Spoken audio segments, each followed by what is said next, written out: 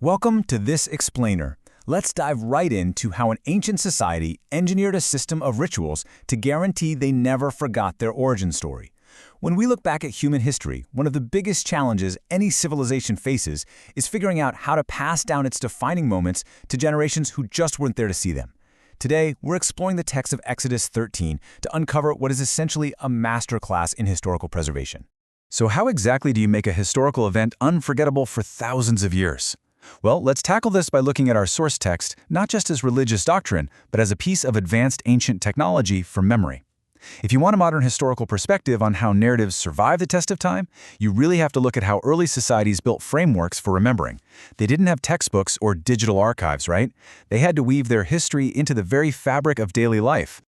And our starting point is the literal text itself. This text laid down a blueprint for preserving history across generations, way before widespread literacy was even a thing. What we have in Exodus 13 is a highly structured, incredibly detailed set of instructions. Think of it like an ancient operating system, entirely designed to keep a specific historical narrative alive, active, and relevant. We're going to break this down into 5 distinct pillars. First, the mandate to remember. Second, eating history through unleavened bread.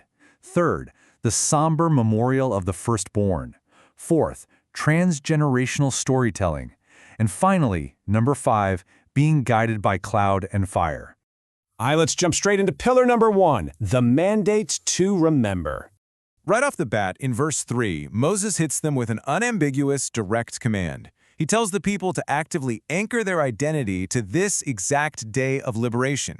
He doesn't just say, try not to forget. He explicitly commands them to remember this day. He defines exactly what they are leaving, the house of slavery, and exactly how they're leaving it, by a strong hand. Unlike modern societies that just build static stone monuments, this society built its historical baseline on a calendar day. From this moment forward, their entire societal identity is rooted in this specific escape from Egypt. Moving on to Pillar 2, eating history, specifically through unleavened bread. Think about the stark historical transition this bread actually represents. On one side, you have the oppression of Egypt, literally the house of slavery. And on the other, a destination flowing with milk and honey, specifically the land of the Canaanites, Hittites, Amorites, Hivites, and Jebusites, which was sworn to their fathers. The ritual of the unleavened bread acts as a bridge for this massive geographical and historical shift. And here's the kicker. They didn't just sit around thinking about this transition, they had to physically enact it. By completely purging leaven from their entire territory for 7 days during the month of Abib, they created an environment that forced every single citizen to participate in remembering their sudden departure. Imagine the sheer logistical nightmare of making sure no yeast is found anywhere in your borders. It's the ultimate mandatory spring cleaning.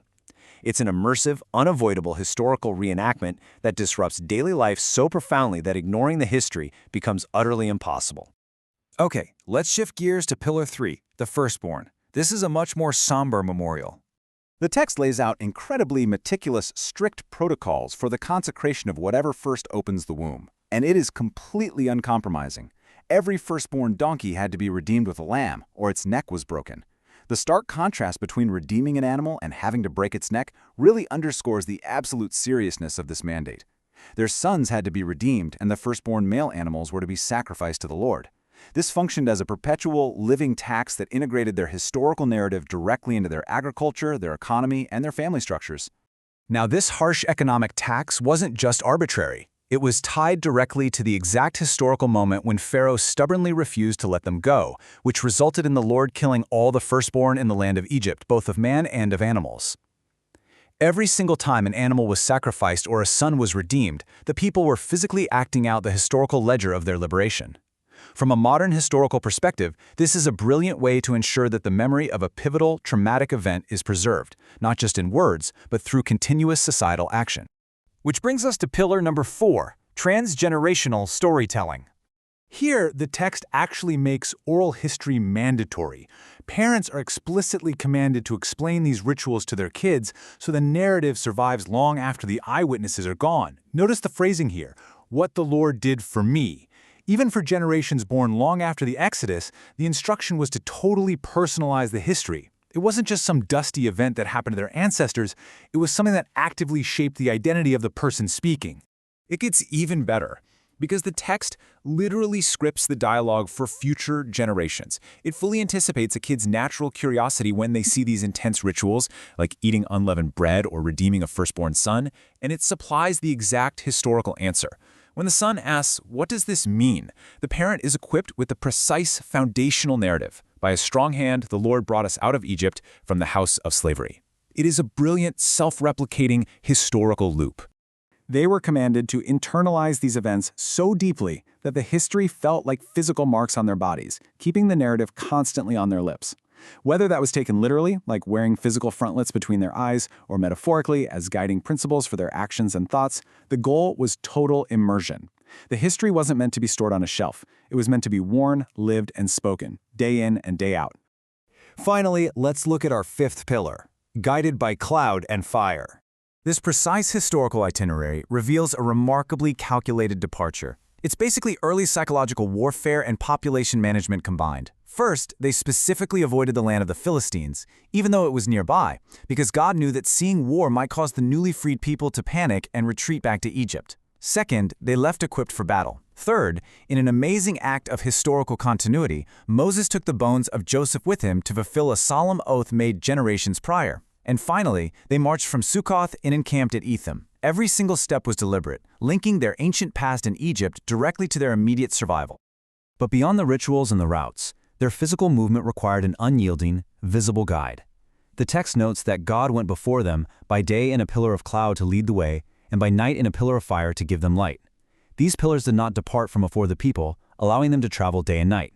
It was a constant, towering visual confirmation of their historical moment unfolding in real time, completely reshaping their reality as they journeyed into the wilderness.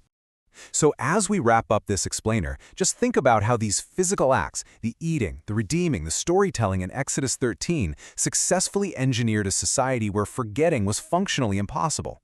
It leaves us with a really fascinating question. In our modern era of digital archives and fleeting headlines, how robust is our own societal memory? What could our culture learn from this ancient architecture of remembrance? Thanks for exploring this text with me. Keep learning and keep asking great questions.